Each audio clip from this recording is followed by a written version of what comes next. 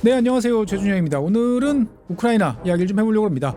최근에 우크라이나가 이제 러시아의 정유 공장, 특히 이제 석유와 관련된 시설들을 집중적으로 타격을 하면서 여러 가지 많은 변화들을 이끌어내고 있습니다. 우크라이나가 사용하는 드론들의 사정거리가 점점 넓어지면서 우크라이나가 공격할 수 있는 정유소들도 점점 많아지고 있죠. 그러다 보니까 이제 러시아 전체 정유 용량 중에 상당 부분이 이제 우크라이나 공격 범위 내에 들어갔고요. 실제로 우크라이나 같은 경우에는 이제 정유 공장 대다수를 이제 타격을 하면서 러시아의 뭐 휘발유, 그다음에 특히 디젤, 경유 생산 능력을 이제 심대하게 타격을 주는데 성공을 하고 있습니다. 그러다 보니까 이제 러시아 같은 경우는 이제 휘발유 그리고 경유 모두 다 이제 부족한 이제 상태가 되고 있고, 부족하다 보니까 해외에서 이제 수입을 하는 그런 일이 벌어졌죠. 세계에서 두 번째, 세 번째를 다투는 이제 산유국인 러시아가 휘발유, 경유를 이제 수입하는 그런 말도 안 되는 일이 지금 이제 벌어지고 있습니다. 우크라이나 같은 경우에는 이제 이러한 전술을 이제 뭐 중구난방으로 아무 곳에나 이렇게 하는 것이 아니고요. 아주 효과적으로 이제 상대방의 여러 가지 상황들을 고려해가면서 지금 집행을 하고 있는 것 같습니다.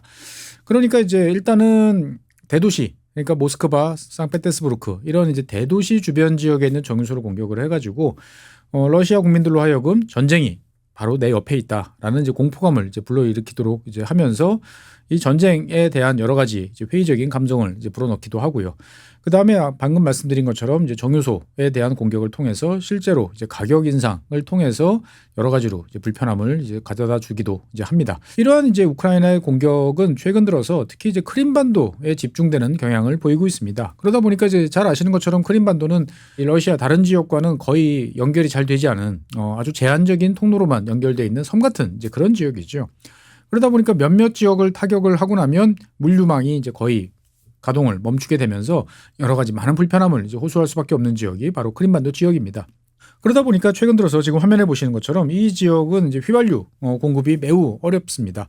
그러다 보니까 가격도 이제 폭등을 해가지고요. 리터당 이제 달러로 환산해 보니까 거의 6달러에 육박하는, 6달러면 얼마입니까? 요즘 환율로 보면 1,500원 계산하면 이제 9,000원이죠.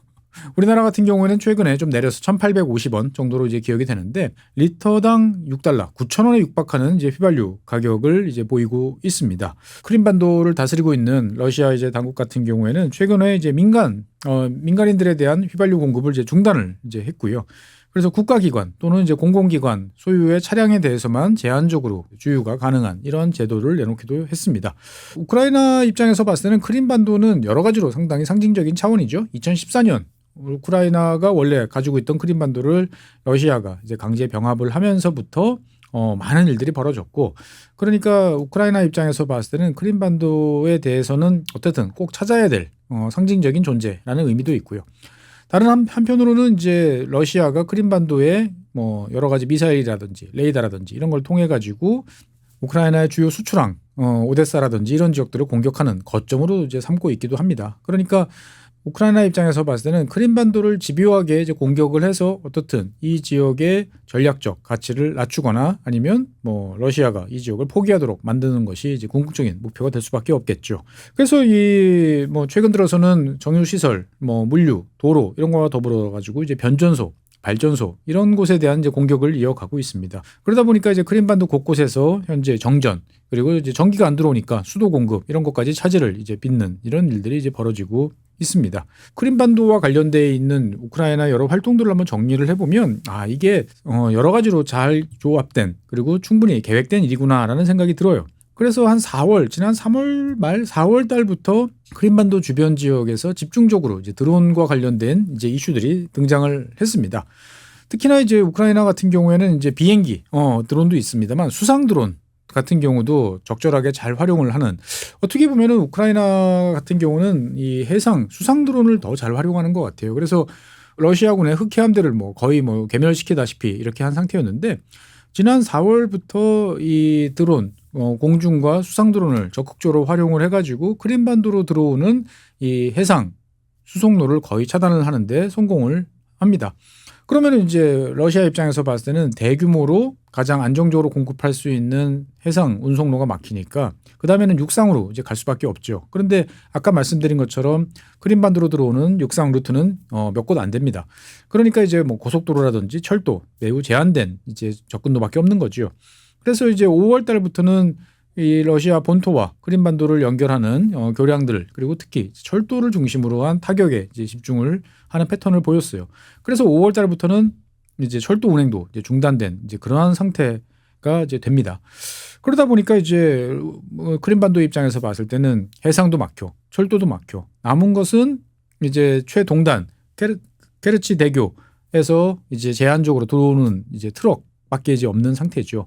그런데 이제 뭐 고속도로라든지 이러한 교량을 이용한 육상 교통 같은 경우는 계속 지속적으로 이제 타격을 입으면서 뭐 죽음의 고속도로라는 이름이 붙일 정도로 많은 잔해, 폐허 이런 것들이 지금 나동그라져 있는 그러한 상황이 되고 있어요. 그래서 이 최동단에 있는 케르치 대교 같은 경우에는 사실 이제 그 푸틴 대통령이 2014년 크림반도 강제 병합 이후에 많은 공을 들여가지고 만든 어떻게 보면 되게 상징적인 그러한 통로이기도 합니다. 이 케르치 대교가 유일한 지금 크림반도와 이 러시아를 연결하는 이제 그러한 물류망이 되다 보니까 이 지역으로 모든 교통망이 몰려들고 있어요. 그래서 최근 케르치 대교 주변에서는 만성적인 이제 교통 체증이 이제 빚어지고 있는 거죠. 원래 크림반도 같은 지역은 이제 러시아 사람들한테는 꽤 좋은 이제 휴양지로 이제 꼽히기도 했었는데 원래 이 지역에 왔던 사람들이 탈출하는 것도 있고요. 크림반도에 살던 주민들도 더 이상 이제 여기서 살기가 너무 어렵다라고 해서 본토로 철수하는 이제 그러한 경우들이 점점 늘어나고 있습니다. 어떻게 보면 우크라이나군 같은 경우에는 이 크림반도에 대해서 여러 가지로 종합적인 대책을 세워서 세계적으로 접근했다라고 이제 말씀드리는데 2026년 올해 초반서부터 크림반도의 방공망을 이제 집중적으로 공격을 하기 시작을 합니다. 뭐 그러니까 방공망이라고 그러면 기본적으로 레이더 그리고 이제 지대공 미사일, 뭐 대공포 이런 이제 포대들인데 여기에 대한 이제 집중적인 타격을 이제 가했어요. 사실 저도 왜 우크라이나가 이제 크림반도에 대해서 이렇게 집중적인 공격을 가하나라는 생각을 이제 했는데 이것이 어떻게 보면은 그 드론을 통해서 지역을 고립시키고 그 다음에 우크라이나 남부 전선과 관련돼 있는 여러 가지 러시아의 압박을 이제 제거하는 이제 그런 계획이었구나라는 생각을 새삼스럽게 해봅니다. 즉 방공망이 상당 부분 이제 타격을 이제 입게 되는 거죠. 그러면 이제 방공망이 구멍이 숭숭 나게 됩니다. 그러면 이제 드론들이 더욱더 활동하기가 쉬워지는 이제 그런 상황이 되고 때마쳐 우크라이나는 다종다양한 장거리, 단거리 여러 가지 드론들을 이제 이 지역에 투입할 수 있게 되는 거죠. 그러니까 드론들은 마음대로 활동할 수 있게 되고 러시아의 요격 능력은 이제 저하되는 이제 그런 일이 벌어지는 거죠. 그러면 이제 우크라이나군 입장에서 봤을 때는 더 많은 드론을 투입을 할 수 있기 때문에 과거에는 소수의 드론으로 반드시 공격을 해야 되는 중요한 전략적 목표 또는 군사시설 여기에만 이제 공격을 했는데 이제는 군사시설 이외에 다른 중요한 뭐 물류 거점이라든지 뭐 교통의 결절점 이런 지역을 이제 공격할 수 있는 여러 가지 이제 유리한 상황들이 만들어지게 되는 거죠. 그러니까 이제 이 우크라이나군 같은 경우에는 특히 유조 트럭 그다음에 유류 저장소 이런 것들을 이제 공격을 이제 집중적으로 하게 됩니다. 그러면 앞서 말씀드린 것처럼 이제 크림반도 같은 경우는 이제 고립된 이제 그런 지역이다 보니까 이 연료 부족이 이제 심화되는 이제 그러한 상황인 거죠. 그래서 최근에 이제 이 크림반도뿐만 아니고 그 북쪽에 있는 우크라이나 남부 전선이라고 하는 헤르손 이제 주변 지역들 같은 경우에 보면은 러시아군이 이제 연료 부족으로 인한 장비를 제대로 이제 가동하지 못하는 그런 일이 벌어집니다. 사실 전쟁이라는 것을 잘 들여다보면 석유를 잡아먹는 그런 어마어마한 귀신들이 많습니다. 뭐 잘 알려진 뭐 탱크라든지 장갑차 같은 중장비 같은 경우도 마찬가지고요. 더더군다나 최근에는 이제 전기를 이제 많이 써야 되는 거죠. 드론도 날려야 되고요. 여러 가지 통신도 해야 되고 전력을 생산하는 것도 매우 중요합니다. 그런데 뭐 이 전쟁을 하고 있는 그 와중에 일반적인 송전망을 가지고 이런 것들을 공급하기는 쉽지 않다 보니까 대부분의 경우에는 소형 디젤 발전 이런 것들을 통해 가지고 소규모 부대들이 자체적으로 전력을 생산해서 쓰게 됩니다. 그런데 연료가 이제 부족하면은 이러한 전력 생산이 이제 많이 어려워지는 거죠. 그래서 최근 들어서 이 우크라이나 남부 전선에서는 러시아군이 이제 전자전 그리고 드론 뭐 이런 것들을 운영하기가 되게 어려워진다라는 이제 불평과 여러 가지 제보들이 이제 많이 나오고 있어요. 그러니까 이제 군사 장비가 사용하기가 어려워지니까 당연히 전력도 급감하는 거고 전력이 급감하면 당연히 러시아군 입장에서 봤을 때는 사기가 더 저하되고 이제 후퇴를 이제 고려할 수밖에 없는 거죠. 후퇴하는 적을 공격하는 것은 매우 쉽습니다. 그래서 우크라이나군 같은 경우에는 집요하게 물류망을 이제 공격을 함으로써 이제 추가적인 이제 성과를 얻고 있는 거죠. 즉 러시아군 입장에서 봤을 때는 병력을 이제 교체를 해주거나 아니면 부상병들을 이제 후송으로 뒤로 이제 후송을 해야 되는데 이런 것들이 모두 다 어려워지고 있는 거죠. 당연히 이제 뭐 무기, 탄약 이런 이제 보급들도 덩달아 이제 어려워지기 때문에 우크라이나군 입장에서 봤을 때는 직접적으로 포탄을 주고받으면서 힘겹게 러시아군을 밀어내는 거에 비해서 훨씬 더 안정적으로 그리고 자기의 피해를 최소화하면서 지금 우크라이나 남부 전선에서 그리고 크림반도 지역에서 어떻게 보면 우세한 국면을 이어가고 있다라고 이제 볼 수가 있겠습니다. 그래서 이제 이 우크라이나 입장에서 봤을 때는 크림반도라고 하는 어떻게 보면 푸틴 대통령이 매우 중요하게 생각하고 있는 지역에서 집요하게 이제 공격을 하면서 다른 지역에 배치돼 있던 방공, 레이더 이런 것들이 계속 이제 크림반도로 들어오게 만드는 거죠. 근데 들어오면 뭐 합니까? 그때마다 공격을 해서 부숴버리는 거죠.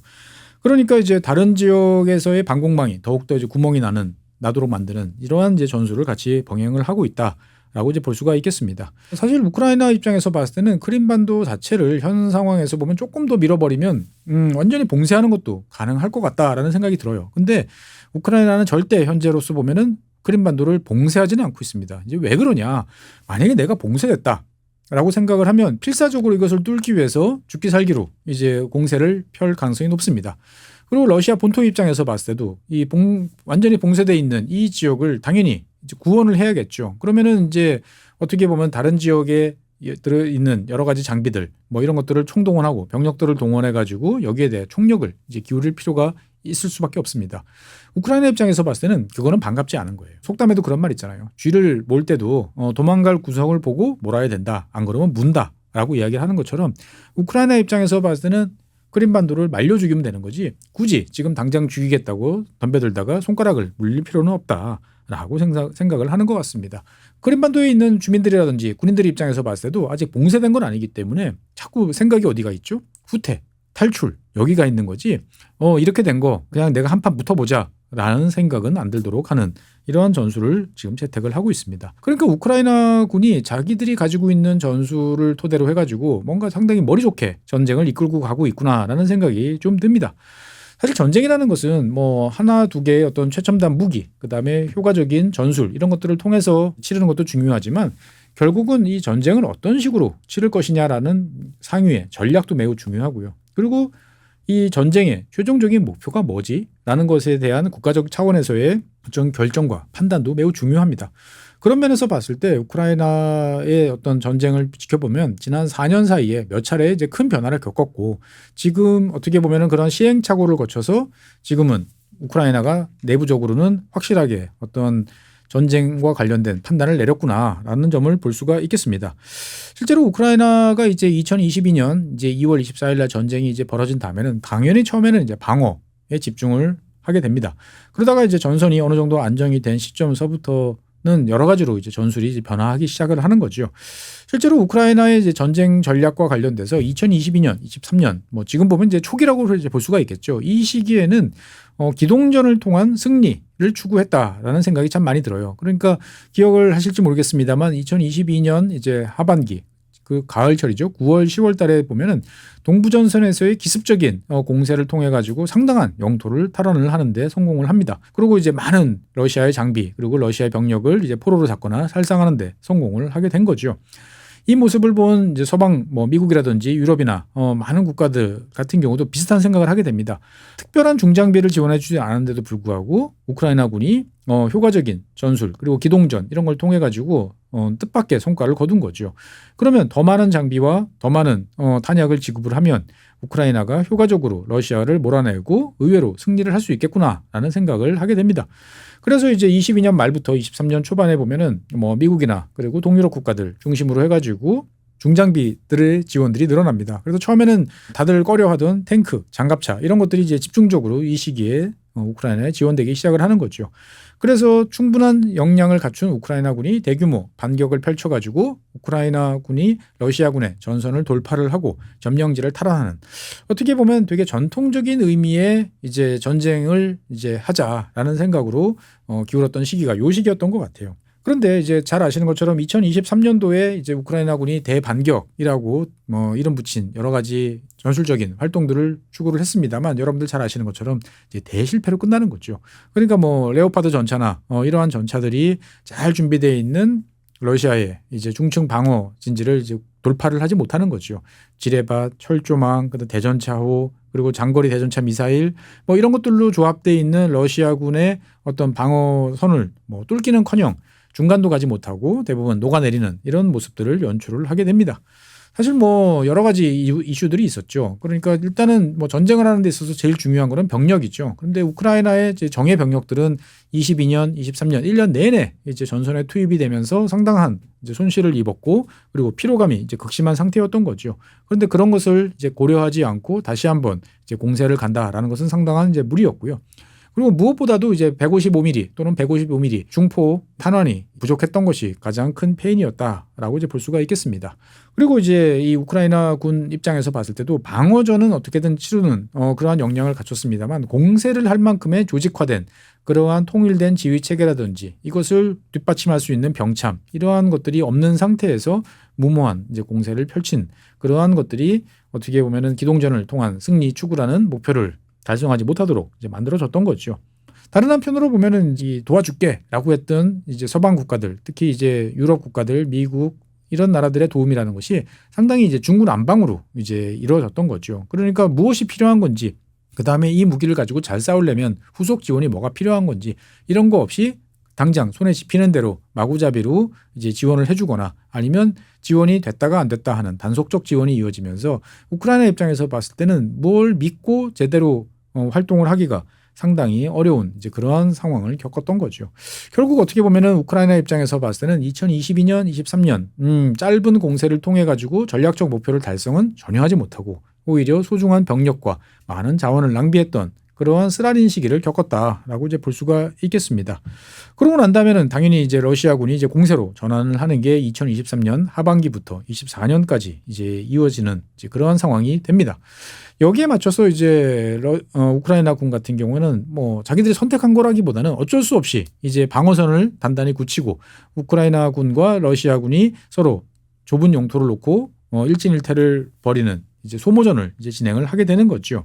러시아군이 우크라이나군에 대해서 방어선을 구축하고 소모전 그리고 막대한 병력 피해 이런 것들을 강요했던 것처럼 우크라이나 같은 경우도 동부전선을 중심으로 해가지고 러시아군에 대해서 지속적인 손실을 강요를 하게 됩니다.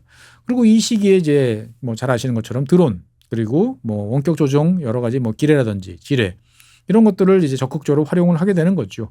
그리고 뭐 우크라이나나 러시아 모두 다 포병을 적극적으로 동원을 이제 하는 요 시기가 이때다라고 이제 볼 수가 있겠습니다. 우크라이나군 같은 경우에는 2024년, 25년이 어떻게 보면 정말 어려웠던 이제 그러한 시기였다라고 이제 새삼 생각이 돼요. 그러니까 서방의 지원은 확신이 없는 상태고 러시아군은 이제 지속적으로 대규모 병력, 장비, 특히나 이제 항공 유도 폭탄 이런 것들을 투하하면서 우크라이나의 방어선을 하나씩 이제 무력화시키는 이러한 작업들을 계속 진행을 했던 거죠. 하지만 우크라이나군 입장에서 봤을 때는 러시아군의 물량에 대해서 직접적으로 대응하기는 어려웠으나 전술적 혁신성 그러니까 어떻든 작은 병력으로 대규모 병력 그리고 러시아군의 어떤 패턴 플레이를 막아내기 위해서는 혁신 그리고 새로운 뭐 전술의 발전 이런 것들을 강요받는 상황이었던 거죠. 그러니까 어떻게 보면 이러한 시기를 통해서 우크라이나군 같은 경우는 자신들의 강점 그리고 무엇을 해야 되는지를 좀 인식을 하지 않았나라는 생각이 듭니다. 그리고 이제 뭐 기술적 적응력이라든지 그리고 제한된 병력을 잘 보존할 수 있는 여러 가지 전술 그리고 장비 이런 것들을 갖추는데 성공을 하게 됩니다. 그래서 24년, 25년 되면 우크라이나군 입장에서 봤을 때는 어쨌든 전선을 안정화 시키는 그런 뭐 목표는 달성화했던 거죠.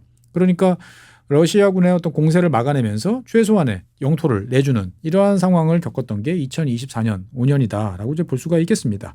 그러니까 이제 우크라이나 입장에서 봤을 때는 2024년 25년은 국가의 존망을 건 여기서 밀리면 끝이다라는 절박감이 상당히 이제 강하게 작용을 했구나라는 생각이 들어요. 반대로 이제 러시아 입장에서 봤을 때는 압도적인 병력 우위에도 불구하고 결정적인 전선에서의 돌파구 마련 뭐 이런 것들을 제시하지는 이제 못했던 그러한 이제 실패의 시기였다라고 이제 볼 수가 있겠습니다. 그러니까 우크라이나 입장에서 봤을 때는 2024년, 25년은 겉으로 보면 전선 붕괴를 막아냈어요. 그리고 어떻든 국가가 살아남는 데는 성공을 했습니다만 그 과정에서 치러야 될 대가가 너무 컸습니다. 뭐 저번에도 말씀드렸습니다만 병력들이 이제 교체가 되지 않는 거죠. 그러다 보니까 이 원래는 뭐 3주, 뭐 4주만 해도 이 전선에서의 투입된 병력들의 어떤 전술 수행 능력이 뭐 절반으로 줄어드는 뭐 이런 상황인데 6개월, 7개월씩 교체 없이 계속 전투를 이어가다 보니까 병력들의 사기가 이제 저하되는 문제. 그 다음에 당연히 피해도 증가하고요. 그러면 옆에서 피해를 보는 동료들을 보는 입장에서 보면 어떤가요? 나도 결국 저렇게 되겠구나라고 생각을 하다 보니까 대규모 탈영 사태가 이때 발생을 하게 됩니다. 그리고 이제 변덕스러운 미국의 어떤 여러 가지 정치적인 상황에 맞물리면서 여러 가지 지원들도 상당히 끊기게 되는 그런 상황을 보게 됩니다. 다른 한편으로 보면 유럽이나 뭐 미국, 특히 이제 미국 입장에서 봤을 때는 이 전쟁을 계속해야 되나라는 이제 회의감이 이제 들게 되는 거고요. 그러다 보니까 이제 후방에서 지원을 해줘야 되는 뭐 유럽 국가들 입장에서 봤을 때도 미국의 몫을 떠안아야 되고, 근데 떠안는 건 좋은데 우크라이나가 뭐 보여주는 게 없다라는 이제 불만이 있는 거죠. 언제까지 이 전쟁을 계속해야 될 것이냐라는 어떻게 보면 상당히 내후외환의 어려운 시기를 우크라이나가 이 시기에 겪었다라고 이제 볼 수가 있겠습니다. 보통은 이제 이러한 상황이 되면 어떻든 간에 빨리 전쟁을 마무리하자라는 쪽으로 귀결되기 쉽습니다. 그래서 이제 뭐 트럼프 대통령 같은 경우도 취임한 이후에 동부전선을 내주고 땅과 평화를 맞바꾸자라는 이야기들이 상당히 많이 나왔던 거죠. 그래서 알래스카에서 회담도 하고 이와 관련돼 있는 뭐 사우디에서의 회담 뭐 이런 모습들이 연출됐던 것이 이 시기였던 것 같아요. 그런데 어떻게 보면은 이 시기를 거치면서 우크라이나 입장에서 봤을 때는 이 전쟁을 도대체 어떻게 마무리를 할 건지, 이 전쟁을 통해서 우크라이나라는 나라가 어떻게 생존을 할 것인지를 새삼스럽게 되짚어보는 계기가 됐던 것 같습니다. 그리고 25년 중반기, 하반기를 거치면서 우크라이나군에서 이제 전쟁을 치르던 그 기존의 지휘관이라든지 아니면 장성들이 상당히 많이 교체가 됐어요. 이때 이것을 보면서 우크라이나가 내부적으로 큰 혼란에 빠졌다라고 생각이 들었는데, 지금 돌이켜 생각해 보면은 우크라이나가 이때 뭔가 전쟁과 관련돼 있는 여러 가지 큰 방향 전환을 꾀했던 것이 아닌가 그런 생각이 들어요. 즉 기존의 전술적 차원에서 전쟁을 치르던 사람들의 역할은 이제 끝났다. 라고 보는 거고, 새로운 전략적 판단에 맞춰서 전쟁을 수행할 수 있는 사람들을 임명을 하는 시기가 2025년 하반기였구나라는 생각이 좀 듭니다. 실제로 우크라이나 입장에서 봤을 때는 이 러시아, 특히 푸틴 대통령이 시행한 이 전쟁에 대해서 다시 들여다본 것 같아요. 그러면 이 푸틴 대통령은 어떻든 간에 어떤 희생을 치러서라도 우크라이나 나라를 지워버리고 그리고 한 나라로 다시 만들겠다라는 입장을 지금까지도 계속 유지를 하고 있죠. 그러니까 이제 우크라이나 입장에서 봤을 때는 잠시 휴전은 가능할 수 있지만 그것이 전쟁을 진짜 끝내는 항구적인 평화를 갖고 오는 그러한 방법이냐라는 거에 대해서는 아니다라는 이제 회의감 그리고 판단을 내리게 된 것 같습니다. 실제로 이 뭐 JP 모건 체이스나 이런 쪽에서 나오는 여러 가지 시나리오들 보면 뭐 우크라이나가 이제 한국전 스타일, 그러니까 양쪽이 군사 분계선을 설정하고 DMZ를 만들고 그리고 여기에서 그냥 전쟁을 끝낸 것도 아니고 안 끝낸 것도 아니고 하지만 평화는 계속 유지되는 이러한 상황 시나리오에 대해서 상당히 실현 가능성이 낮다라는 평가들이 많이 나왔습니다. 즉 한쪽이 일방적으로 유리한 상태에서 전쟁을 지속할 능력도 있고 전쟁을 지속할 의지가 있는 상태에서 휴전이라는 것은, 한국식 휴전이라는 것은 가능성이 매우 낮다라고 이제 판단을 하게 됐던 거죠. 그러니까 이제 푸틴 대통령의 어떤 그런 야심, 그리고 이 전쟁이라는 걸 통해서 푸틴 대통령이 획득한 러시아 내부의 통제력, 대러시아 어떤 구소련 체제, 세력권이라는 거의 복원이라고 하는 이념적인 특성, 이런 것들이 결합이 된 러시아의 공세를 감안해 봤을 때 우크라이나 입장에서 봤을 때는 땅 내주고 평화, 이것은 대책이 아니다라고 이제 볼 수가 있는 거죠. 그럼 어떻게 해야 될까요? 전쟁이 끝나지 않는데 그럼 어떻게 해야 되나라는 입장에 대해서 우크라이나는 이 당시에 여러 가지 이제 고민을 하게 됩니다. 그러면서 내린 결론은 뭐냐? 어쨌든 우크라이나라는 국가는 존속이 돼야 되죠. 그렇죠. 국가가 존속이 돼야 되는데 전쟁은 끝나지 않아. 그러면 결론은 하나입니다.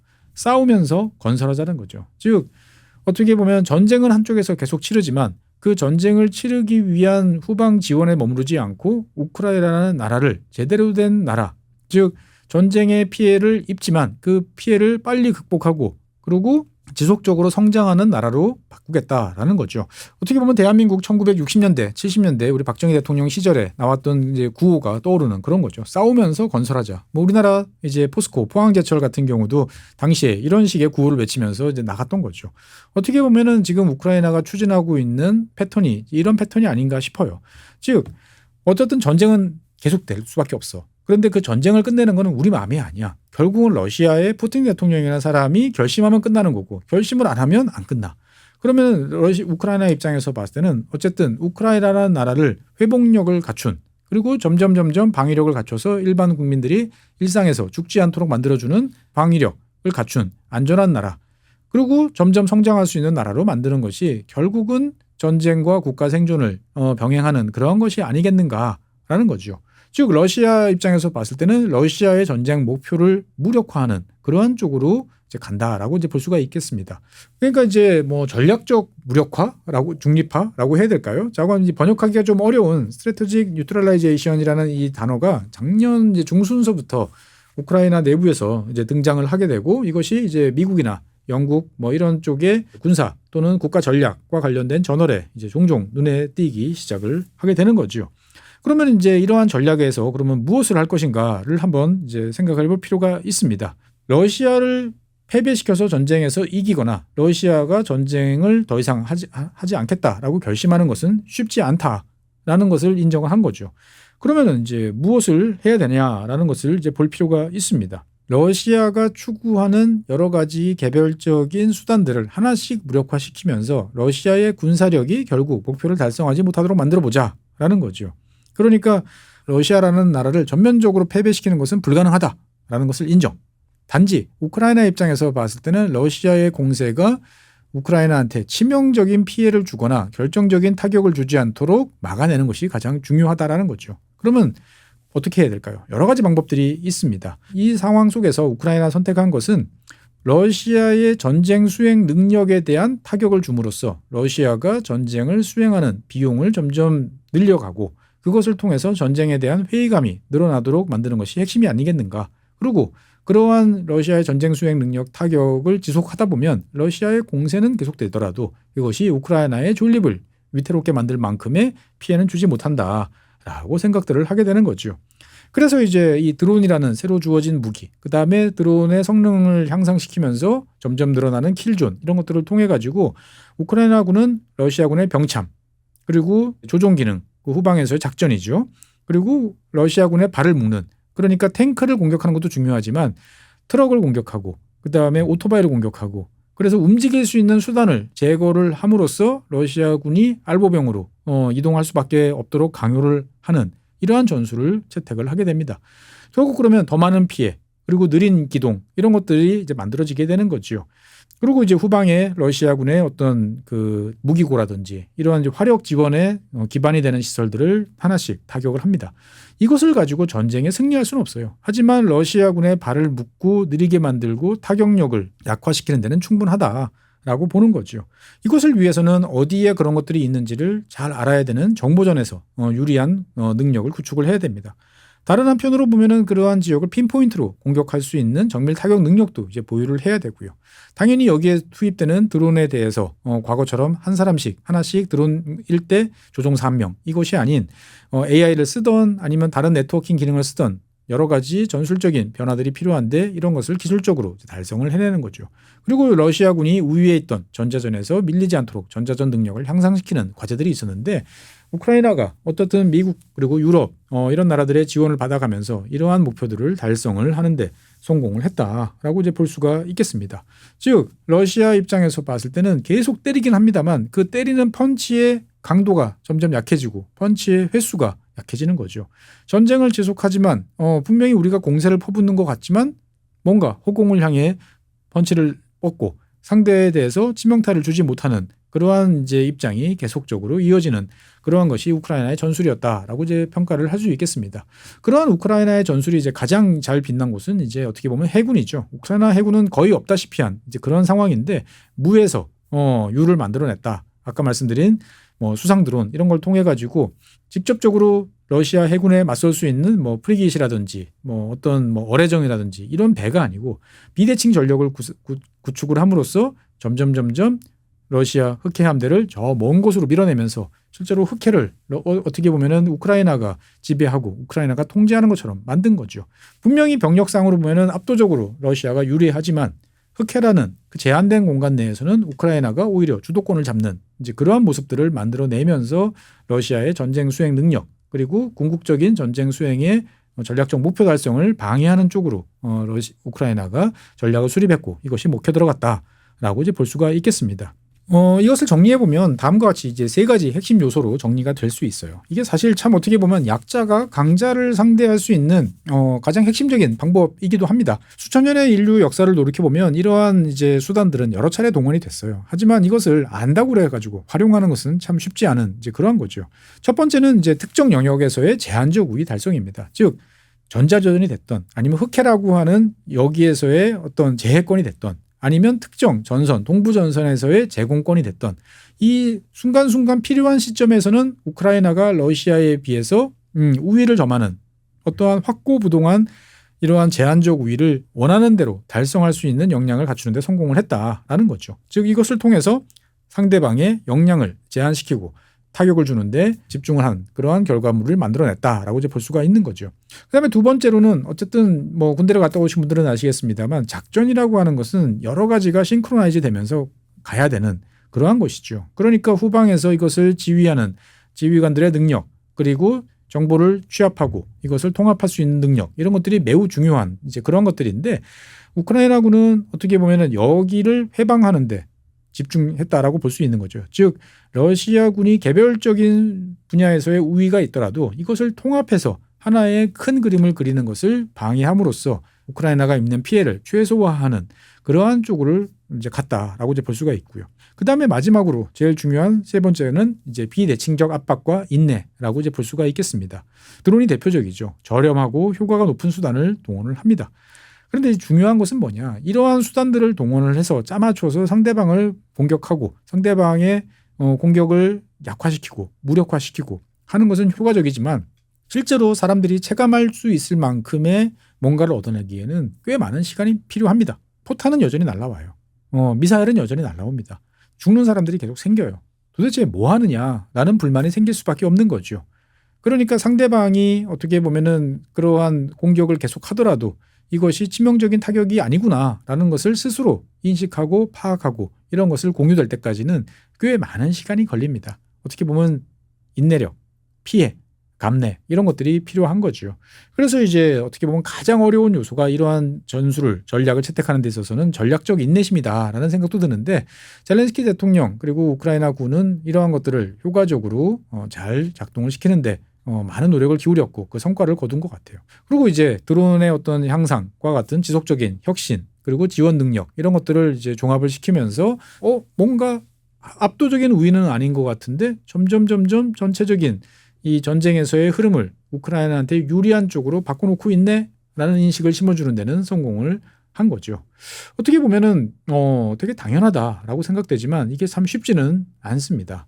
그러니까 어떻게 보면 지금 우크라이나군이 가하고 있는 러시아 전역에서 여기저기 찌르고 그다음에 크림반도를 고립시키고 하는 이러한 활동들은 뼈아픈 자기의 실패에 대한 성찰 그리고 여러 가지 과거에 대한 여러 가지 분석 그리고 무엇보다도 제일 제가 강조드리고 싶은 것은 이 전쟁을 어떤 식으로 이해할 것인가 이 전쟁과 우크라이나라는 국가는 어떠한 관련이 있는가라는 근본적인 질문을 던지고 거기에 맞춘 전략을 효과적으로 수립했다라는 생각이 좀 듭니다.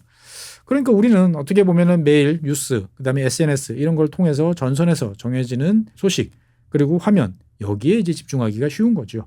조금 더 들여다보면 이제 전선에서 왔다 갔다 하는 그 선으로 표시되어 있는 전선의 이동 여기에 이제 관심을 갖게 됩니다. 하지만 이렇게 4년씩이나 이어지는 전쟁을 치르는 입장에서 봤을 때는 단순히 그냥 무조건 반사적으로 상대방이 공격하면 맞고 상대방을 때리고 하는 그 이상의 무엇인가가 필요하다는 거죠. 결국 전쟁이라는 인류가 동원할 수 있는 가장 무서운 수단도 생각해보면 정치적인 수단이라는 거죠. 나의 목표를 상대방으로 하여금 받아들이게 만드는 물리적인 압박 수단에 불과하다라는 판단을 내린 거죠. 그러면 상대방이 그러한 물리적 압박을 가하더라도 그 물리적 압박이 효과를 내지 못한다라는 것을 상대방한테 인식을 시키고 나도 상대방을 괴롭힐 수 있다라는 것을 자각시키면 이 전쟁은 어떻게 보면 상대방의 의도에 끌려다니지 않고 새로운 방향, 제3의 길로 점점 변해갈 수 있지 않을까라고 우크라이나가 판단을 한 것 같습니다. 그리고 그러한 것들이 이제 이러한 성과를 거두고 있다라고 볼 수가 있겠습니다. 물론 여기서 중요한 점은 러시아가 이러한 우크라이나의 어떤 전략적 그리고 전술적 변화에 현재까지는 대응을 잘 하지 못한다는 점이죠. 하지만 그렇다고 해가지고 러시아가 계속적으로 이렇게 호적될 것이냐라고 또 확신을 할 수 없는 거죠. 결국 전쟁이라는 것은 정반합이죠. 한쪽이 뭔가 수를 내면 상대방은 여기에 대해서 반격을 하고 수단을 찾아냅니다. 그러면 또 다른 새로운 균형점이 찾아지는 이제 이러한 과정인 거죠. 과연 푸틴 대통령, 러시아가 이러한 우크라이나의 전략적 변화에 수반한 여러 가지 전술적인 요소에 대해서 어떤 식으로 대응을 할 것인가, 그 대응은 언제쯤 어떤 형태로 나올 것인가를 지켜보는 것도 꽤나 흥미로운 포인트가 아닐까 싶습니다.